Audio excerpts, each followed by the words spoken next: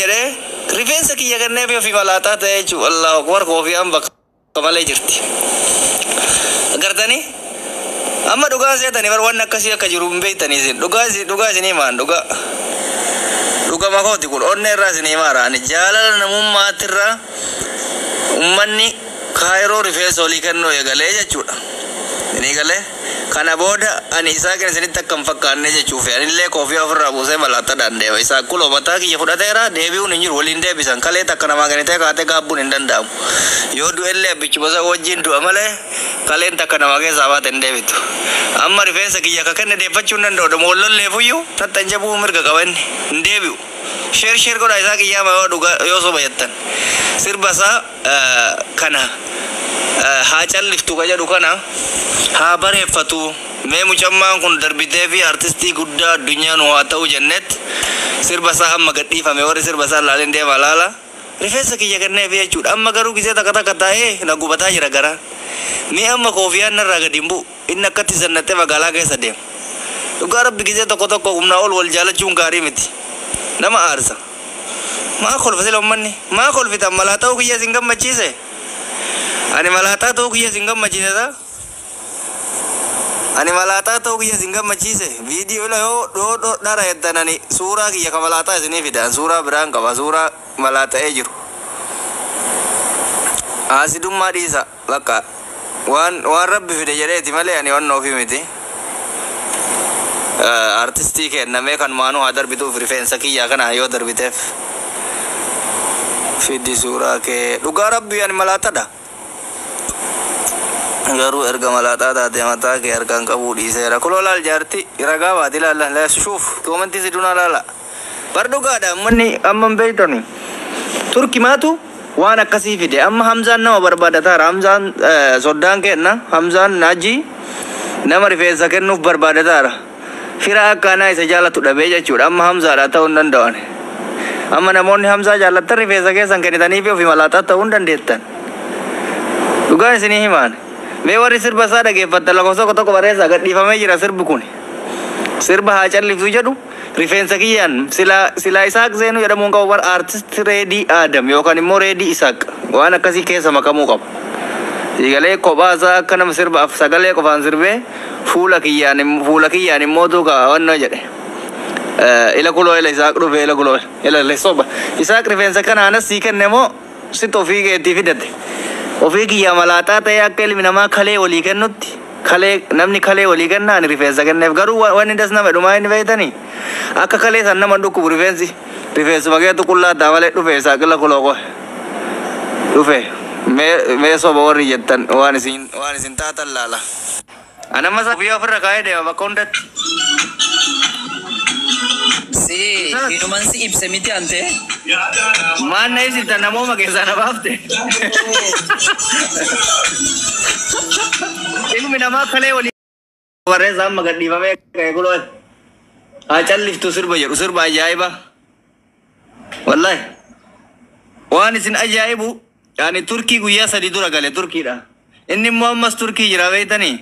So dogongoreet sa'aan Turkii amma guyyaadha beektaa salaatamee. Simbira lafti ganamaa ante akka Itoophiyaatti akka Ijiptitti lafti ganamaa. Nubira kusaa kudha nasriidha beektaa kanaaf hanga dhiise bar. Jummaan salaanne no ammallee dogongortee gadhiifte bar jummaan salaanne. Guys dogongoree ganamaan gadhiise Turkiitti jummaan darbeera beektanii. Nubiratti amma jummaan ganaadha sa'a tokko tafa. Ganamaan gadhiise. Hundi keessan duit godhaafi share godhaafi rifeensa kiyya xaarii rifeensa kiyya lafan balleeseen hambaayisa way isaa cifi miti ofiif booyaa jira maaliif jennaan bakka kanatti anatu aarsaa kaffale birriin isin kennitanii faamilee isin gootaniif caalaa rifeensi ani kenneef kuni zalaalamii na gaabbisiisaa jechuudha. Rifeensa kiyyatti deebi'uu hin danda'u namni naa kenne malee anallee mee eenyuun naa kenna rifeensa mee rabbi ofiiti jedhee namni rifeensa ofii naa kennu hin jira. Afeera akka duraanii san rifeensa jalaa buqqisanii gubbatti takkalaawwan jedhamu hin jiru. Dhiini keetii fi dhiini isaa wal fakkaannan irraa kaasaniitu itti laxxafan gogaa maali sarjarii ta'ama.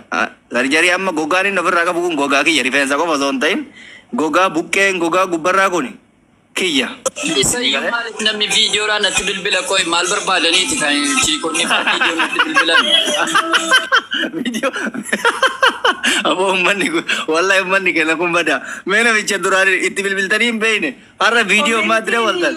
Waa'ee rifeensaa qofa waa'ee muuziqaa dhiisanii. Waa'ee muuziqaa dhiisanii waa'ee rifeensa duraan haasa'ina. Bakka rifeensa kennee bara mina gabbaachu. Viidiyoo koolii akkamii isaaq si canqaa jira. Viidiyoo koolii caran nagaara chiikonni isaaqii bareeda arganne wayne reedii duraanii mucaan reedii ma fakkaate beelaala. Anuma duraanii fakkaate. Qaxxita wal bukkeetti qax godhee gaasa jedhe mucaan. Sirba isaa dhageeffattanii sirba ajaa'ibaa warabbal kaa viidiyoo kiliippii ajaa'ibaa. Nano jite nana sakandi shan isin dhageessa. Isin gaalaan naboo jite akka waan ilmoo dhabaa taate tam ilmoo dhabaa jechuun baay'ee rakkisaadha. Namatti hin kennu abbaan akka waan ofii fuudhuu nama cinqa. Taakkasii wayiitu sotii. Taakkasii wayiitu sotii. Yuutuubii Isaaq Zeenuu jedha. Achi jala deemtanii argatuu dandeettanii. Feesbuukii kiyya jala jira. Feesbuukii addunyaa kanarra jira. YouTube keessa seenaa Isaaq Zeenuu jedha. Akkuma maqaa TikTok irraa kana sarchi godha. Wallahi sirba dhageeffattanii hin kuuftan.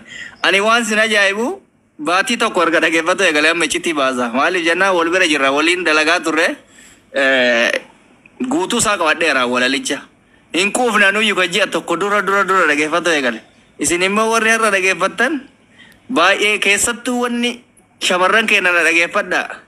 Warabbal kaawaa gurbattii malaaxan tun akka bareeddu rifeensa argattee jenna. Miira keessa nama galchitanuu sochii ta'e shawwadameera.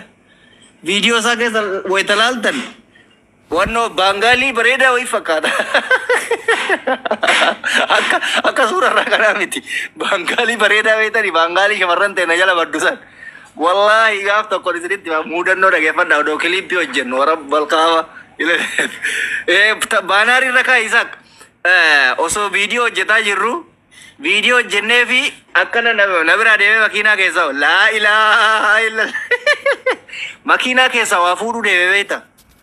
Makiinaa keessa isee inni waa fuudhee as deebi'u wallahi summa rabbi ulojummaan kun arga nama biraa se'ee bira tare nama biraa se'ee Isaaq Zeenuu bar dogongoree jechuu baangaalii bareedaa wayitu na bira tare beekta lakkaa isa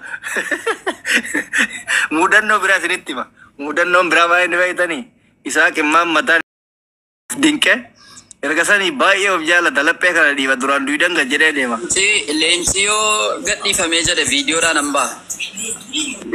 Namni leenca Isaaqii gadi ta'ee yoo jiraattan viidiyoon as ba'ee shurrubbaa isaa shambaa illee malaaxaadhaan as ba'a maali jennaan rifeensattiin kutteerti kan deebitu bar. Wannoon kalee fi rifeensi nama hin deebi'u kalee nama arjoomte rifeensa nama arjoomte deebi'uun hin jiru. Ila Muhammad Al-Jazeera iskreemii kan Muhammad maatillee galata qabda Muhammad Al-Jazeera illee galata qaba yaa haga kiyya hojjetu maatillee baay'ee hojjette hundi keessan immoo namni dhibbi jahaa kun viidiyoo isaa ilaalu qofa osoo hin ta'in sheer gootan viidiyoo san keessatti bareeduma lamatu mul'ate viidiyoo san keessa bareeduma lama yaa sagalee isaa hundi keessan hin beektan sagalee kiiloolee qaba. Viidiyoo isaa irratti yoo dabalattan chiikittiin inni fide takka illee tajaajibaati barabboo subhaanallah wayi siingilii dhaantee bannaatti baay'ee bareeddin taloollee dhugaa rabbi viidiyoo aarsaa guddaan itti kaffalame amma amantaniif amanuu baattanii rifeensi guyyoo xiqqaate anarraa buqqa'ee isatti galuudhaaf gara doolaara 3,000 fixe jechuudha. Rifeensi kun anarraa buqqifamee isatti baay'isawee rifeensi kun akka ka ofiitirraa buqqisanii kakaanitti galchanii sanii miti kun gogaa hojii namarraa kaasan ama ani mataan na dhukkuba hidhadhe taa'aadha maaliif opporeeshinii amaliyaa ta'ee jira ol kaasaniit isatti gallaxxafanii itti hodhaadha amma jalli isaa innoo sirrii hin jiru mataa isaa amma riyaakshinii baay'ee isin hojjetuu hin danda'u sababni isaa mataa akkamitti urgufatan dhukkubaa mataa siigalee amma hin fayyineef kiyyammootu rakkoodha. Muhammad Al-Jazeera nama aarsaa qabu as keessatti kootu seene. Yaa haga kiyyaan ta'uu baattullee ani aarsan ani kafaleef guddaa rifeensa kenneef. Hello. Assalamu alaikum. Waalaikum salaam. Keef haalak habiibi? Keef haalakii maalii qaba biyya keef haalakii kana keessatti ofiifis maraatanii uummatas maraachitanii biyyas baxabbaxanii jeeqxanii isin ijoolleen biyya kaayiroo jirtan kun maal akka ani bishaan dhugganu ta'e nyaata nyaatanu ta'e annaa galuu dide wanti ta'e isaa. Arsaan olii kafal argitee dhiirri namni kalee olii kennan naannoo Maaliif rifeensa. jettee maamme simbira lafti ganamaa ma nu biraa akkoo akka Turkiitti sa'aatii asirii dabar. Dhaggeeffadha dibimti Maalumma kaadha. sa'aatii kana hirribarraa wal dammaqsanii wal jeeqanii ka'anii takkaa jechuudha seenaa Oromoo keessatti artiistii yeroo jalqabaatiif sirba ganama gadhiyeessaa seenuu akka ta'e beektu. Salaata subiiti barsanuu warabbal kaama. Anaana dinqee itti bilbila namicha daamaraatee ranqaam. Biyya Turkiitti deebiidhiifa warraataa. Biyya Turkiitti sa'aatiin baay'ee garagara biyya kanaani. Amma isaan bira asrii salaatame asrii jedhate asriin ga'eera. Jummaanuu salaatamne nu biratti. Dogongoraan ganamaan gadhiifame Oromoon dhiifama godhaafi. Yaa'u qixaatii guyyaa sirba isaa seeraan laaltan booda qaxxaana laallee maaliif jennaan. Kalaandarii Itoophiyaan laaluu qabanne sila. Dogongoraan ganamaan gadhiifame. Hundi keessanuyyuu rabbiif jecha dhiifama godhaafi. Reedii. Istiidiyoon deema jedhee yaa horii galee qophaa'ee jechuudha beektee sirba galgala gadhiifnaadhaafi. Qophaa'ee gara sana deemee gaachii ijoollee wajjiniin godhee deemu jedhu dambinee ligeerratti godhee ga'ee maxxanseera bakka inni keessa. Alahoo ani itti bilbila rifadhee beekta. Akkasiin gootarka. Wayyoo isaa hojii keenyaadhu wallaahi. Isaa Feesbuukni garaafate. guutuun beektee sheerii ta'e feesbuukni guutuun akka jiru jechuudha beektee liinkii qofa. Barbaannaati akkas ta'e sirbichi baay'ee dhugaa rabbii sirba zabanaawii yaala yeroo Sirba ajaa'ibaati wallaahi. Nama hojjete argite Akkamma salphaatti mul'atu miti. Hedduu itti faajame hedduu chaalenjii baay'ee keessa darbe. Battaama chaalenjii isaa man beeka maala achi dhiisitti asitti viidiyoo of waraabu hanga inni taarsaa kafaleeratu beeka bira ture waan ta'eef. Laali kaa wajjiniin jirta wajjiniin turte waan ta'eedhaaf kaa viidiyoo inni personalii achirraa odee banatee sagalee saampilii galuyyuu hangam akka inni chaalenjii nama godhu beektaa. Kan moodeelistii jira kan shubbistoota jira dabalata irratti lookeeshinii wantoota hayi baay'ee tokko jechuudha. Keessattuu immoo jechuudha bakka inni hin jirretti fakkeenyaaf abbaan dhimmaa bakka hin jirretti baay'ee tokko jechuudha bakka biraa taa'ee hedduu tokko taa'absisa beektee dadhabbii baay'ee qaba. Viidiyoon immoo viidiyoo hojii ajaa'ibaati. Maashaallah. Jalqabaa ka xumuraatti hojiin hojii miti. Innaantee osoo roobdu gara maasaa kiyyaa jetti Oromoon gaafa mammaayitu osoo odeessinu harkaan fiigaa laala dhagaatiin sirba